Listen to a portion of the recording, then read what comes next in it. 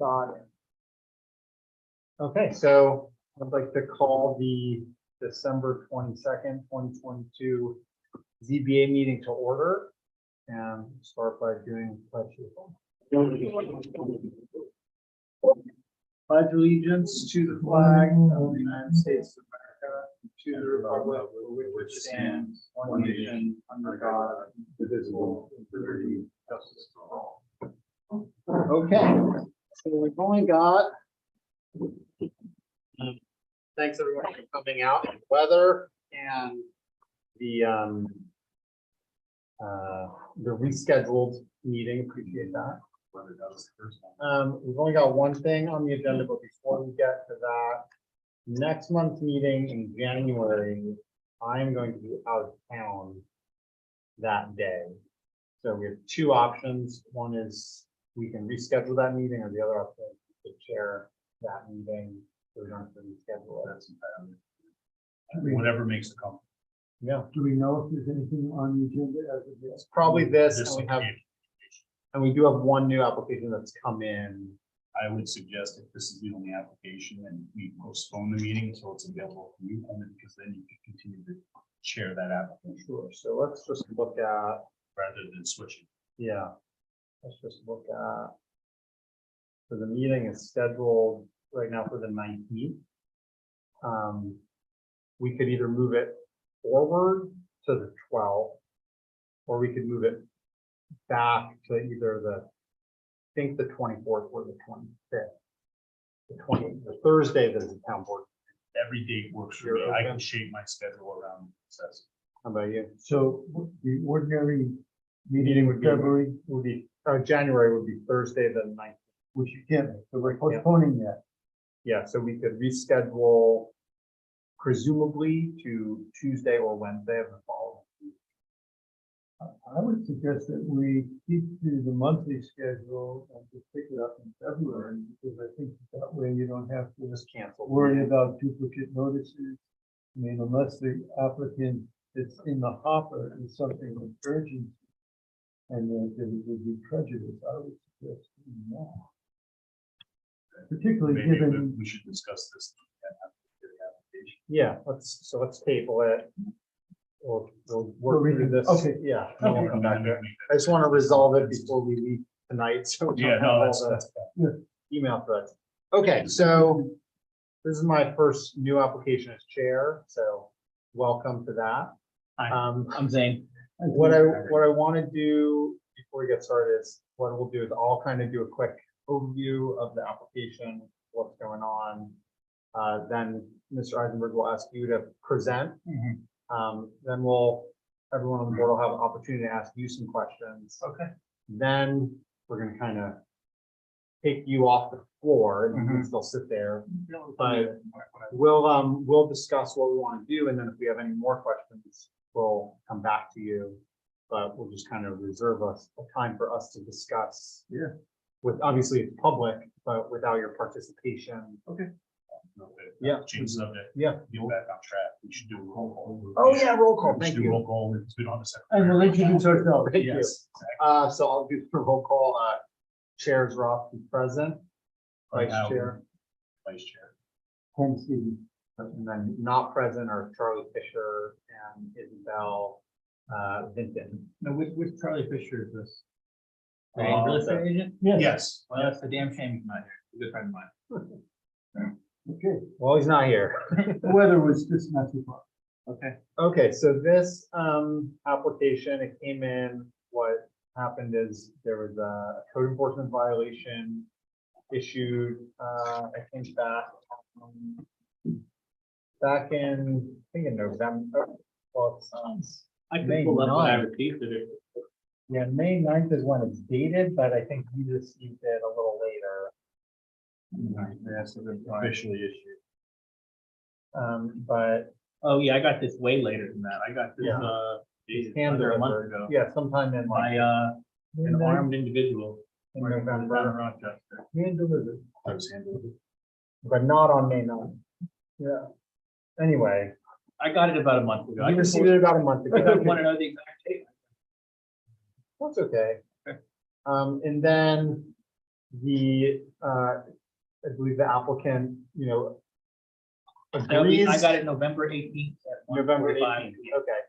Yeah, agrees with the facts presented, but is seeking a variance, an area variance to allow this fence to continue to exist despite it being in technical violation of the code as written. So what we're here to do is look at the situation, and then we have a couple of questions we have to answer. Basically, we have the power to vary the code to allow things to happen that are not strictly speaking allowed. And in order to make that determination, we have a set of questions that we have to look at and decide, so you know what they are. And the first is whether an undesirable change will be produced in the character of the neighborhood or a detriment to nearby property will be created by granting the variance. Whether the benefit sought by the applicant could be achieved by another method that would be feasible for the applicant to pursue. Whether the variance sought is substantial, so whether it's a big variance or a small variance. Whether the proposed variance will have an adverse effect or impact on the physical or environmental. That's not. Oh, that's you? So I should not have that. Sorry, whether the proposed variance will have an adverse effect on impact or the physical or environmental conditions in the neighborhood or district, and then whether the alleged difficulty is self-created, which consideration shall be relevant to the decision, but shall not necessarily preclude the grant. So what we have here is a fence. The fence, the code as written, section 140-13 of our zoning code. What I believe to be the relevant portions is the section about fences. So it's 140-13H. Fences and walls. Fences, walls, or retaining walls shall be classified as accessory structures subject to the following standards.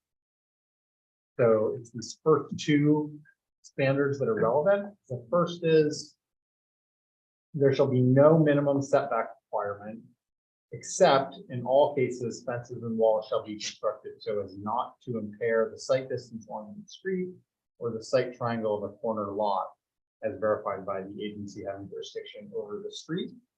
And then two, the fence shall not exceed a height of 4 feet when located in any front yard setback or 8 feet when located in any side or rear yard setback in any zoning district, except the planning board may waive these if there's site plan approval or in the case of a residential property which is contiguous to commercial or industrial use. So my understanding from looking at this application is the issue is the height of a fence in the front yard setback. The side, I believe the fence is not above 8 feet, so I don't think we're thinking about the side yard setback. We're just looking at the front yard setback. Under 5 foot. Yeah. So that's my summary. So and then the last thing is we receive from the applicant a narrative, a sketch, and some photos showing the situation. And the basic points in the narrative were that the property or the house or the two houses on the property, it's two properties, right? It's two separate deeds, but But you own both. Yeah. So that the houses are so close to the road that it's helpful to have a fence for privacy, for a little bit of security from traffic on the road, and then also for snow, to prevent snow from piling. So Mr. Eisenberg, if you want to present why you're seeking the variance. Okay. You think anything I said wasn't accurate? Yeah, thanks, Sam. It was all accurate. That's my narrative. This fence has been in place for about 4 to 5 years. No one has said anything about it until the 18th of November. All right, it was 2 weeks ago. Oddly enough, the person that issued the violation, Bill Farrell, was at my home when I had a house fire in 2018. Didn't say a word about it then. So yeah, my home is, as you can see from the photos, a couple of feet from the road. I installed that fence many years ago. I've had no issues until now. My daughter's bedroom faces the road there. I think that she's entitled to a small amount of privacy. Cutting that fence down with a chainsaw to the 4 feet would be a huge hardship on me. It would look terrible. It would be, pointless. Yeah, the plow truck has destroyed my mailbox before. They blocked my vehicles in. And vehicles have collided into the tree by my house, by the front yard because of the weather. So this fence really provides the bare minimum amount of privacy that I have when I walk outside my home, the bare minimum amount of protection from possible oncoming traffic and oncoming lookers, through my window. As you can see, my home is not very tall. So, I'm just here for the bare minimum. So, that's it. So I have a couple questions, but we can start with either of you. So the first, you good too? Go ahead. So the first question I have is just like, what is the actual height of your fence? I could Google it really quick. It's a standard stockade panel from Lowe's. I didn't bother measuring it. Sure.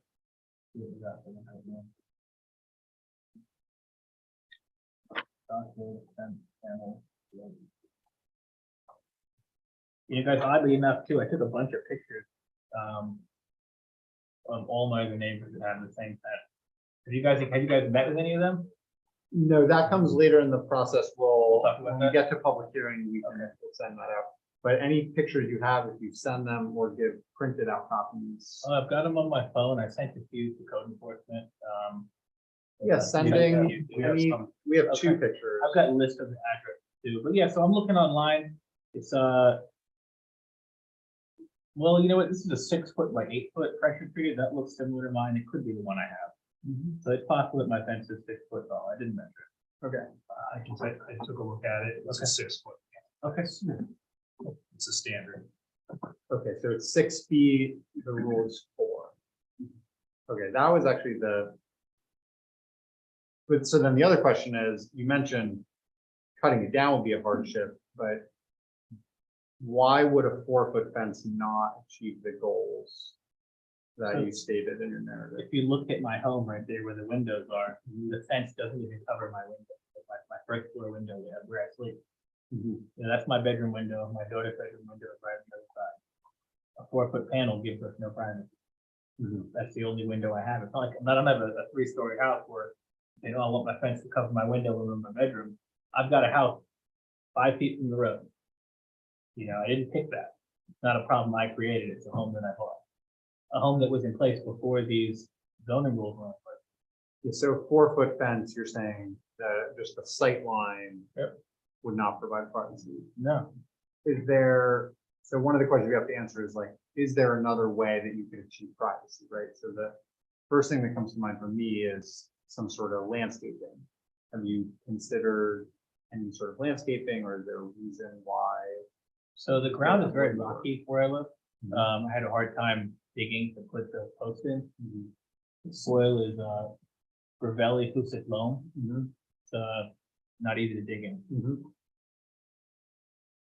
Pretty rocky. Do you feel like landscaping would be not? It's not feasible. I think it would get destroyed by a plow truck. I just want the fence like everyone else. You got any?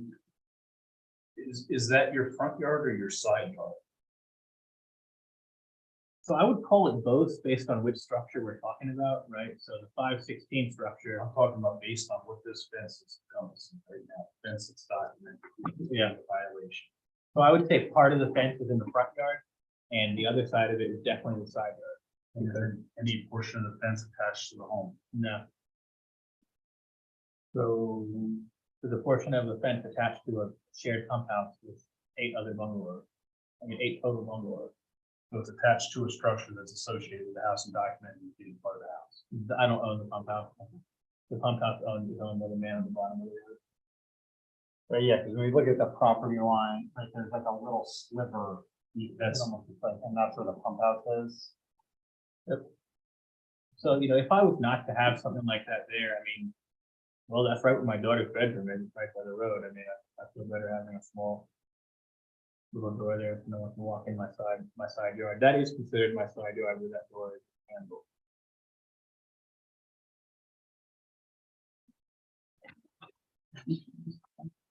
I noticed. So right here, this is, I guess we call it the front yard, right? But this fence goes all the way down to the side yard, and my daughter's bedroom is there. That's my bedroom, and that's like my living room. It's a small structure. I noticed that there are some dug columns that are pre-existing for lampposts. Yeah. How far off the road are they? Oh, those are right by the road. They're probably a foot away from the road. Thanks for noticing that. I would bet you right now that if you would take a look at that same picture, those would be very small. Oh, definitely. Yeah.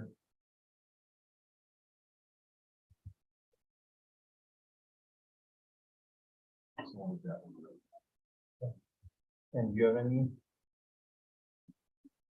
So, when did you buy the property? I bought the 516 structure that I live in April 2016. I bought the structure next to it in March 2014. And when you bought it, was there any fencing there at all? No. And you said you built these, you put the fence in about 4 years ago? 4.5 years ago. Directly after I bought the 516 structure. It went.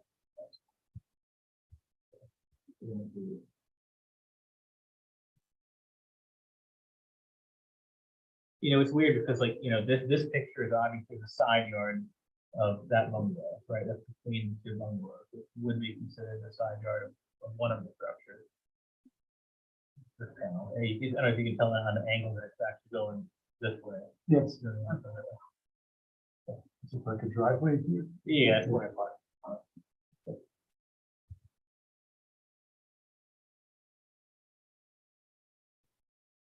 The guardrail starts after the fence. Yeah, it's right after my property. There's a bridge in there. Yeah, and the guardrail starts just those fence, right after that fence.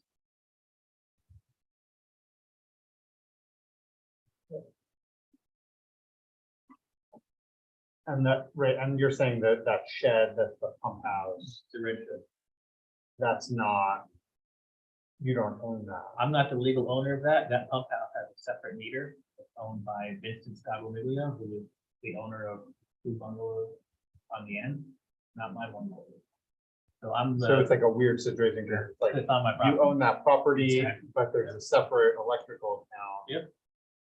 I see. Right, so you own the land and like maybe you even own the building, I do but own you the don't use the power. I don't pay the bill. I see. Oddly you're- enough, the people that claim ownership to the meter, Vincent doesn't actually own the bungalows like I said, his sister does. So it's an old situation that's. Wow. I remember this Nothing as a kid, unusual. and I remember going up there, it was like a fireman's camp or something. With my bungalow? Yeah, Wow. it was a Well, fireman's from my camp, and then they hunters come up. They're hunting. That's cool.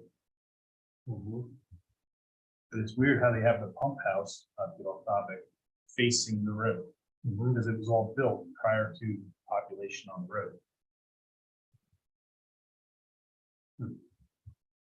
I've been told it used to be different.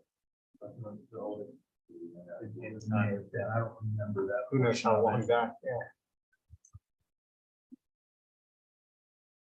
If it's mentioned in your submissions already, but is there any discussions that you've had with neighbors regarding the fence? Never. Meaning no complaints, No. and have you asked anybody? I'm just asking, it's not a requirement, I'm just I have asking. not asked anyone about my pet, Okay, but I've had none of my neighbors approach me and say your pet's a problem.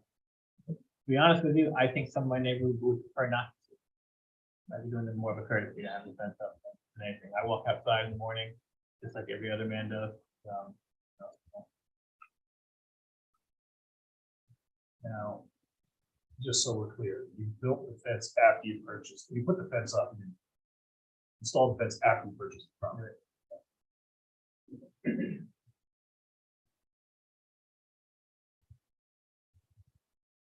and just curious, so you bought the fence, was it from Lowe's? Nobody in Lower says anything about, hey, you should check for a permit before you go putting up a 6-foot fence. They didn't inform me. I wish they did, because, you know, we'd be in the situation. Okay. You guys have any more? Right now, I'm good. So I think we're gonna kind of talk about what the next steps are.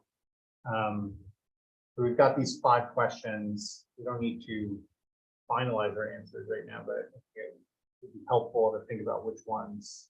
See where we stand. Yeah. So this first one, whether an undesirable change will produce the character of the neighborhood or a detriment to properties.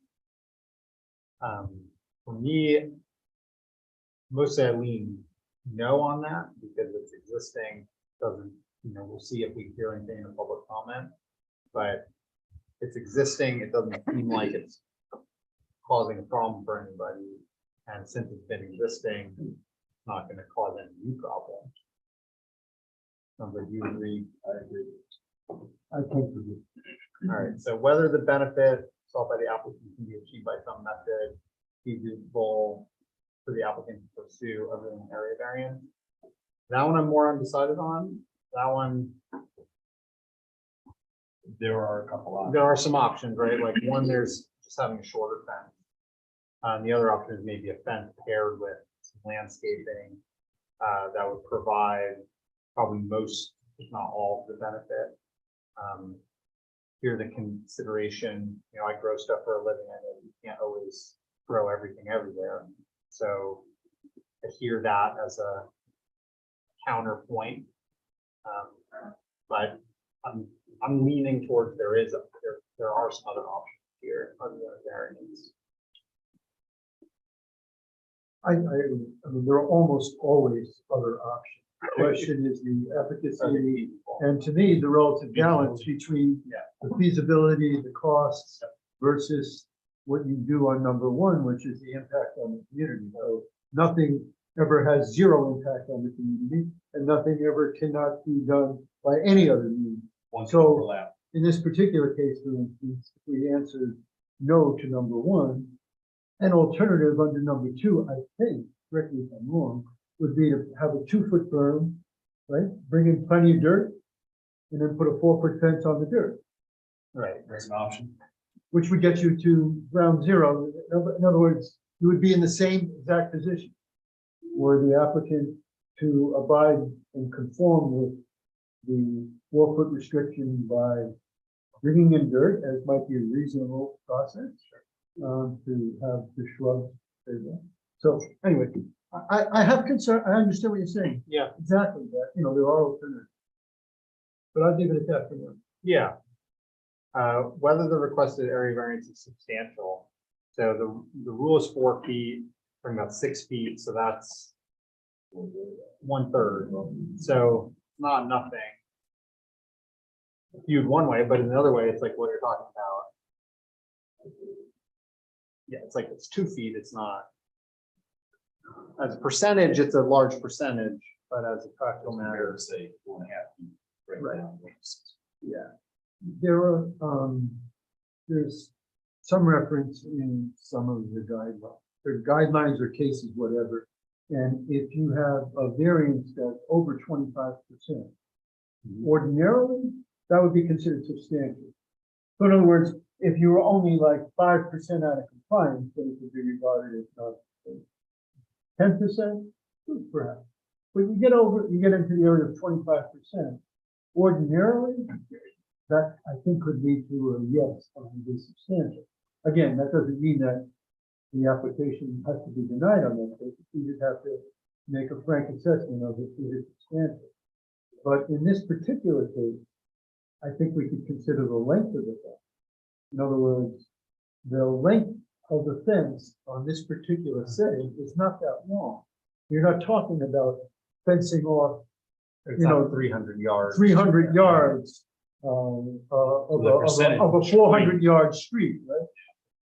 So if it is substantial, which I think you can make the argument, to me, it's just barely substantial. Yeah, I think like technically, right, with that, or right, from the state guidance. It's not even guidance. I mean, it's not a hard and fast rule. It's just, Depends on to apply the numbers. Yeah. Right, applying height versus length versus overage. And also, is it possible that one of the fence areas could be considered Side yard. side yard? Yeah, two of them are.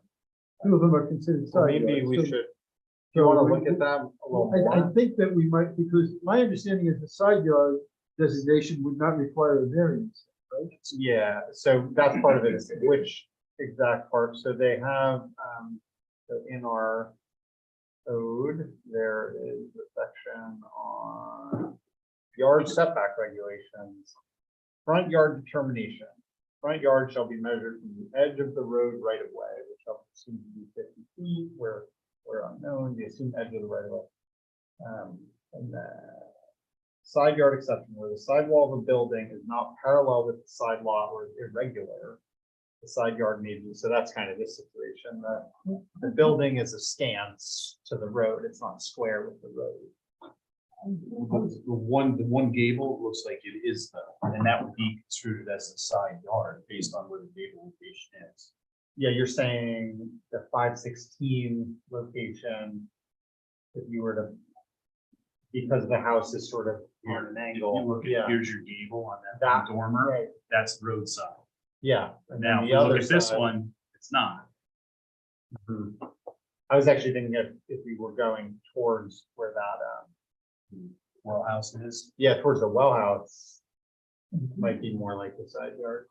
Yeah, just, where were you reading for the definitions of front yard and side Oh, yard? that's 140-12. Our code, right here. Okay, Yeah. See, I was looking like. That like. This part might be kind of side yard. It's weird, because it's just the one I road. understand, yeah, I went up and took some pictures myself, Yeah. and if you look at it, it is Yeah. hard to define now because the fence is there, it's tough to see. And when you look at something from Google, it's got like a walleye vision Yeah. sometimes, so it's hard to define Yeah, setback. yeah.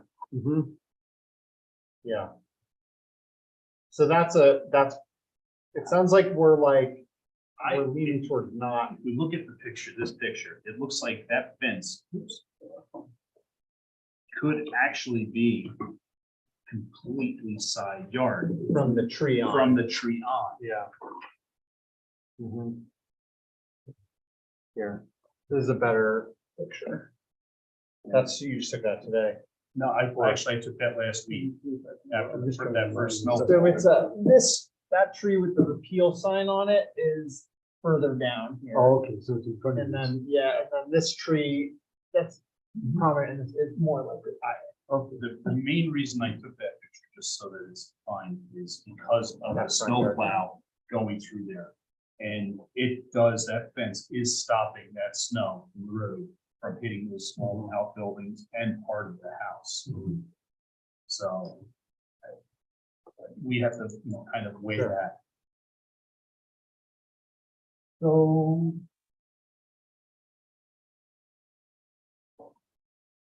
Either we have to consider whether or not any of the subject fence is not subject to a variance because of the Right. side yard designation.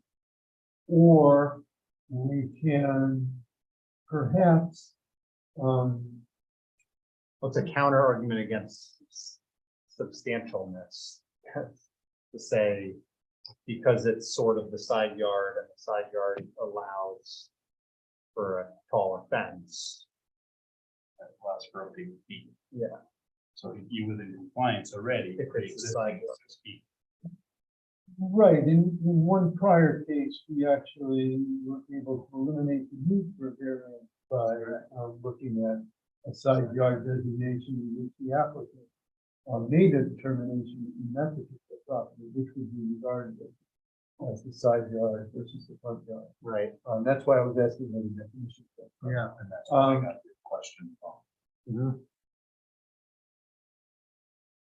Yeah, because certainly the piece of fence that sort of is perpendicular to the road is side yard.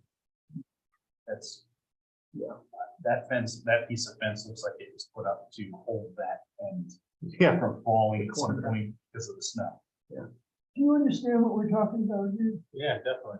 How much of the fence could be regarded as a side yard in your mind? 60%, 60%.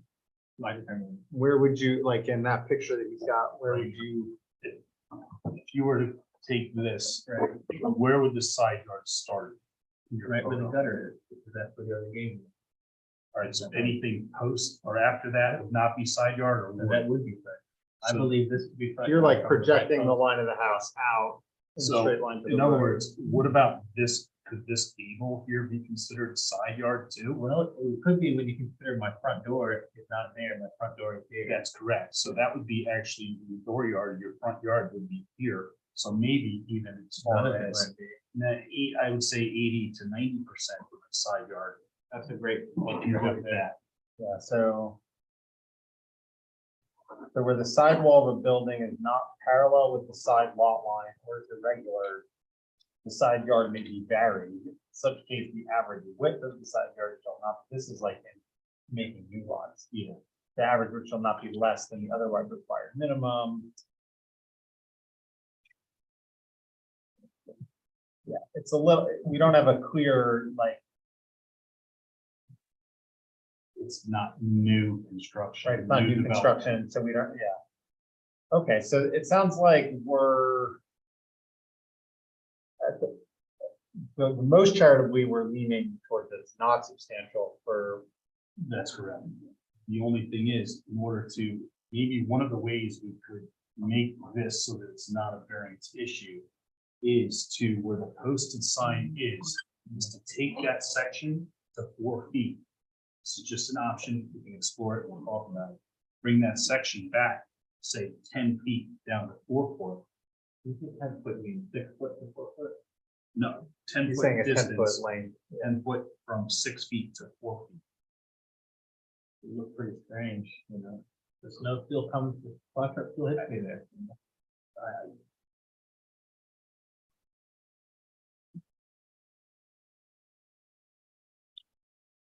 The reason I suggest that, if you look at the first stone wall, when the plow truck goes by, it's not reaching much until it gets to there. It's a setback of the fence. Yeah, yeah. It's because of the distance from the road. So it's an option, maybe it's something you want to explore. Yeah, and the definition section of a side yard is a yard extending from the rear line of the required front yard to the rear lot line, or in the absence of a clearly defined rear lot line, to the point on the lot furthest from the intersection of the lot line involved with the public street. In the case of through lot side yards. Yeah, it's like because of the shape of the lot, it's hard to know how to apply. I didn't look at the parcel view, but is it triangular? Yeah, and a lot of it goes behind the screen. That's what I mean, so. Yeah, I mean, when I look at just the Google Earth or the Google Maps version, which is admittedly not within the parcel viewer in all cases, it's showing that the 512 lot kind of goes back and crosses the stream. And it's like a pretty decent sized lot, but that the 516 lot, just a small What's that lot, 0.10 of an acre, right? per lot. Yeah, that would make sense for 516. It's like a triangle. I'm only fencing in, you know, 0.10 It's of an like acre here. this. It's like a totally non-compliant lot. Yeah. So like, and it's only got 3 sides. So to have a front yard, Right. a rear yard, and 2. I mean, I think maybe that's a question that we should maybe think about a little more. But I hear what you're saying, like what exactly is the front yard? What exactly? I might want to sit down with a pencil and paper and try to draw these Yeah. definitions to Well, apply it. I think the definition is subscribing to a square or rectangular portion of property. Right, You know what I mean? In all ideal world. right. It's break very down- circular. Yeah, Because the front yard definition is a yard extending between side lot lines across the front of the lot adjoining the street. So if you have a triangular lot, And then you consider the fact that his parking area could be defined as the front, because all of the bungalows were shaped to that front yard, Sure. so. Okay. So then the fourth question. Is everyone ready to move on from that question? Right, we're Third not one? deciding it now, we're. I think we're talking about, so the questions are, how much of the fence is at play? And how do we consider front yard versus side yard? Certainly for the 512 lot, it's all front yard. Because there's two separate parcels. Affected. But Same situation with 512 and every bungalow on that strip. The front yard is still the front door facing away from the road that way. right, but with the definitions of that one, right, a yard extending between side lot lines, so there you got a rectangular shaped lot on the street. And you've got side lot lines to the front of a lot adjoining a street, so it's defined relative to the street. On a lot line, Now, as opposed to the front door. Yeah. when we're looking at this application, part of the application for just 516, or, I only received a violation for 5. so you applied for only the violation, only variance on 516. I don't even think we're here discussing 512. I guess there's not a violation on 512 in the pictures. I didn't actually look at that myself. The What only, you're pointing out makes sense. the only thing is, we're gonna use the other properties to consider part of definition of question 2, and 3. Because of how this might affect that, and then the domino effect. So if we can find a solution to this one, kind of apply it to the other ones. So, I mean, while it's not in the application, we probably want to be careful. Going, It's true, the violation's only for 516, and the application's only for 516. only for 516. We may. And it's limited to the. Yeah. Yeah. I would Sure they haven't. my counsel would be, you deal with what's in front of you. I mean, unfortunately, the people that are responsible for the other properties, even once this is settled, may end up having to address the same issues. It's possible. It's possible, but that's not up to us. 59.15-1.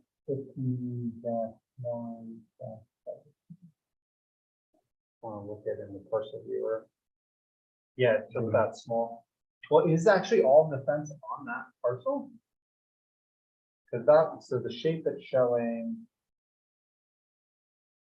For that parcel. Is like, it's almost like an arrowhead shape. Is that, what parts do you have? That That's 512? 516, 516. so. Yeah, and it's overlay- actually it goes out, you're right. That fence stops on 516. Yeah, I wanna look up the, So that bodes well for you. Right. So, Because I have the picture there that shows the end of it. If you look at that, the way that's, that red portion might actually be that peninsula on the property. so, but I think, is there some, so this shows it overlaid. If it's really making any bigger.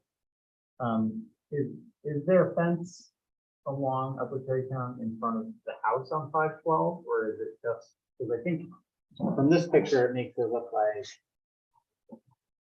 this cedar tree is like here.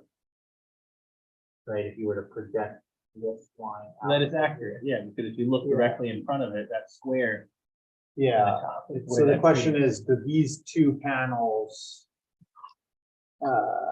Those would be on 516. Once to the These right. ones are on 516, but these two, The red are on ones may 512. not be. yeah, those are probably on 512. Because it looks like there's the driveway's on 516, that's the gap here. Okay. And maybe this one is also on 516. But those two are, okay, but we don't have a violation.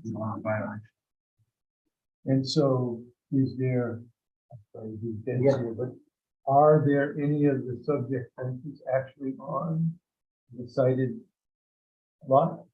Yeah, Yes. There are, Yeah. okay, yeah, because the fence basically runs this whole front, but there's a gap. okay, it's the gap, yeah, all right, yeah, so, okay.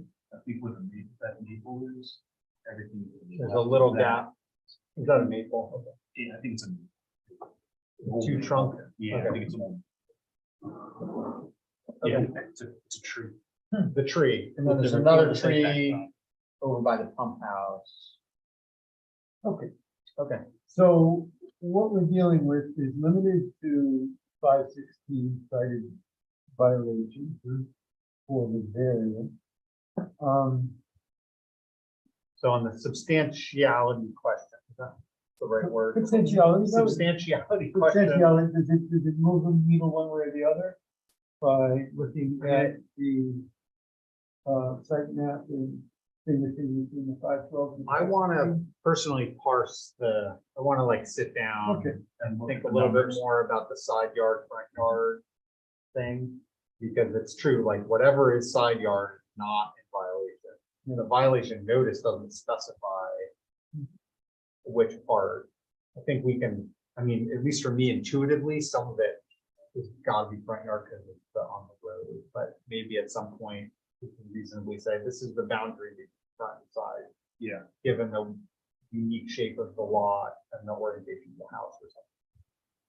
But for me, that really only gets to the substantiality question. And on a side note, since this was brought up, I would like to know whether or not the applicant could amend his variance application to include any fencing related to 512 to obviate the need to ever come back here again. I'd like that. So that's something that That would be really nice. we can. How can I do that? I think you would need to fill out a new one. And then resubmit it, but you wouldn't have to pay him. I would consider it an amended Yeah, application. but I would like, where it says variance application on the top, I would just write the word amended. Is this something I'll pick up from Nicole? Well, Nicole's not. It'd be the same form. But it's, yeah, it comes out. I'm wondering whether or not But we can, this could just be done on You might this be able to do instant it on- application. To We do it add right a now. page to it and consider an well, amended let me see if, application. maybe, Let us get I an don't answer. How about we get an answer? yeah, we'll get an answer, because I don't want to, especially in the absence of our secretary, I don't want to amend. I understand, this I understand, one. Yeah. I understand. I'm just wondering whether or not, it I could might just be able to go get one from the office. a form, Yeah, Yeah, or we could email it. Form, right? I think you don't have a printer, right? No. Okay. I mean, So- if you need me to get one out, I will. I'll go down. Well, Okay. let's try and make it easy. Okay, so then the next question is whether the proposed variance will have an adverse effect or impact on the physical or environmental conditions of the neighborhood. So for me, I think about stuff like wildlife, like you mentioned, if it was like a 300-yard where it might have a big visual impact. I don't think it's blocking a lot of wildlife or anything like that. So, and it's also the difference of a few feet, it's not. So I'm gonna say my sense is no on that. there, then home would be repeating it, you know what I mean? So I don't think that fence has no impact on wildlife. What do you think on question 4? Will it have an adverse effect on physical or environmental conditions? I don't see it. Yeah. Okay, so 5, was this self-created? That one, I think I lean towards no, in the sense that it's a weird lot, the proximity to the street, you know, you didn't build the house there, the pre-existing non-conforming lot. That's the difficulty I see as being solved, but then it gets back to is there another method to solve difficulty? So it's like, I don't see the difficulty in being self-created. I mean, my own sense of it is I would answer yes to the question, but it's not dispositive of the application. Yeah. Really. So I would kind of say, yeah, it's self-created in the sense that the gentleman Could have went built the ahead, fence up. built the fence. He didn't know it was not. Right. But, it isn't as if, it's something that he inherited, that had already pre-existing, that was proposed by a neighbor, or any of the other that. Yeah, We just, we have found That makes sense. self-created, problems. Right, it's not in the just past, positive. And easily, overcame that, as will all out. Okay, I mean, that makes sense to me. So it sounds like there's a few things that, have to happen to move this forward. One is we've got to, when we feel like we're ready, we have to do a seeker determination. This is probably just going to unlisted, uncoordinated, so we'll have to do the short EAF when we're ready. We have to do a public hearing, which means we have to send notice out to every neighbor within 500 feet of the property, so they'll all get a letter in the mail letting them know when we're having that hearing. And we're supposed to do that when we feel we have enough information. Right, so that has to happen, and then we have to kind of decide whether we're ready to do it. So, the only kind of fact-finding thing for me is just penciling out on the side yard, front yard, kind of like, I just want to sit with those definitions and look at it with a piece of paper and see. But other than that, I think that's something that once it's determined to, we can do apply in the future to the. Yeah, and then just making it clear as to whether or not it's possible to amend the variance application to include the 512 property. If that is something, I think you're indicating that possibly you prefer to do. Yeah, I mean, it's great advice, never have to come here again and deal with this issue. So we'll do our homework and see what we need to do. yeah. I would fill out the applicant for the change in the file to include. Yeah, and I'll see if I can just find a copy.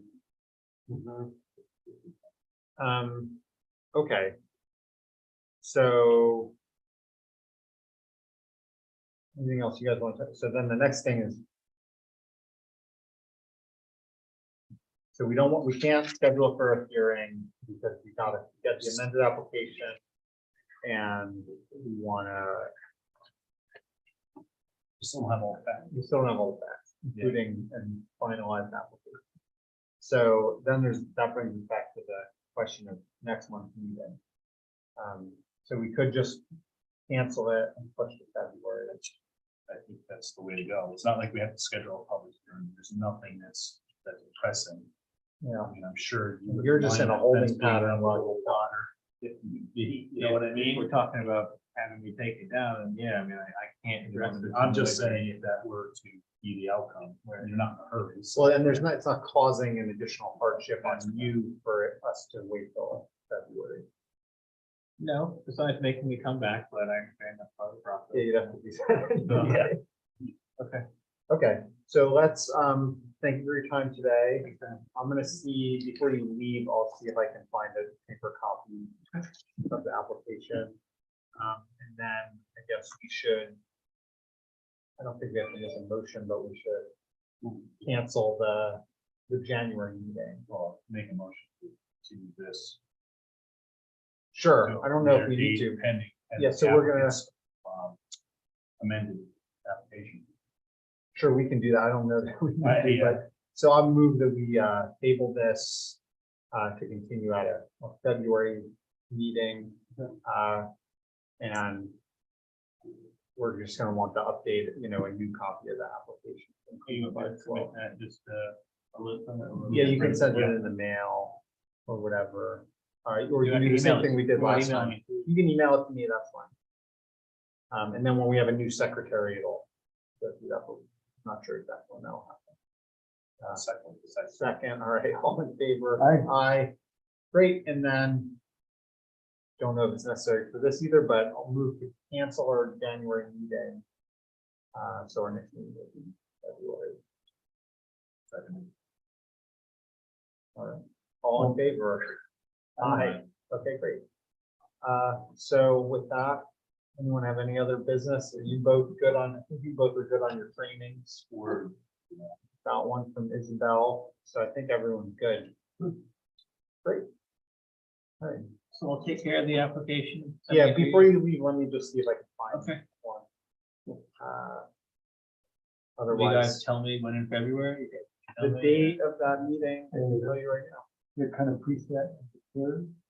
Actually, they may not be totally set, but it is the third Thursday, so it should be the 16th. At 6, right there. All right. One more piece of business, to the minutes from our previous meeting. We don't have any type of. We don't have any typed up So we'll have minutes. to postpone. that. Yeah, so we won't approve the minutes, and I will investigate that. So that we have. Motion to table consideration of the minutes. Sure. All right, so with that, let's adjourn the meeting. All right, meeting adjourned. All in favor? Aye. Oh, I think I forgot to record this, but it went on YouTube.